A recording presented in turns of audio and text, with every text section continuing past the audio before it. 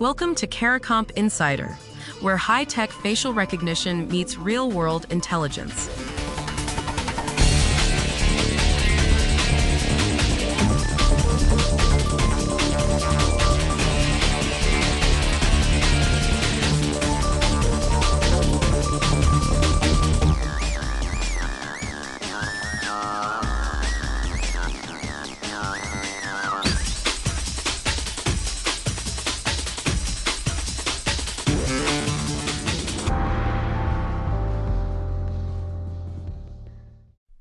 Voice deepfake attacks jumped nearly 700% in a single year.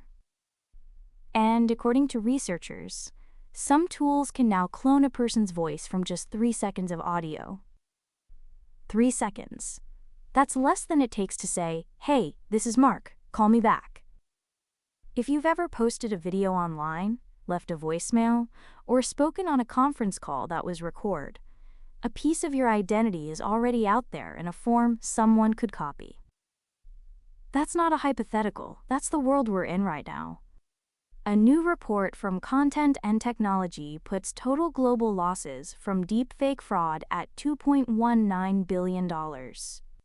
The United States alone accounted for over 700 million of that, and according to the data, about 43% of those American losses hit the corporate sector. We're talking scams, where someone fakes an executive's face or voice to trick a company into wiring money, or even plants a fake candidate into a remote job. Australia ranked in the top 10 countries for reported losses too. So the question running through all of this is simple. If your voice and your face can both be faked, what's left that actually proves you're you? Start with the attack that's already working, because it's not the one most people picture. Forget the slick Hollywood-style face swap on a video call. The most effective deepfake attacks right now are low-tech. An attacker grabs a few seconds of a CEO's voice from a podcast episode or a corporate video, something anyone can find on the internet. Then they feed it into an AI voice generator. They don't even need to talk to a person live. In some cases, they just leave a frantic voicemail for a junior employee. "Transfer the funds now, I'm in a meeting, I'll explain later." Context and pressure. That's the whole playbook. No sophisticated video manipulation required. And that matters for anyone who's ever relied on recognizing a voice to trust a request. Your kid's school calls and it sounds like the principal. Your bank calls and it sounds like your advisor. Voice used to be a kind of informal password. It isn't anymore. Now zoom out to the systems that are supposed to catch this. According to a Gartner prediction cited by Deepfake, by next year, nearly a third of enterprises won't consider standalone identity verification and authentication solutions reliable on their own. That's not some fringe opinion. That's a major research firm telling the industry that checking a face or a voice in isolation is no longer enough. For investigators building cases, that means a facial comparison result can't be the whole foundation anymore. For the rest of us, it means the face unlock on your phone or the selfie your bank asks you to take. Those are just one layer, and by themselves, they're increasingly vulnerable. What about just getting better at spotting fakes with our own eyes? Researchers tested exactly that. When people were shown high-quality deepfake videos and told to look for fakes, they caught them less than a quarter of the time. About 1 in 4. Even when they knew fakes were in the mix.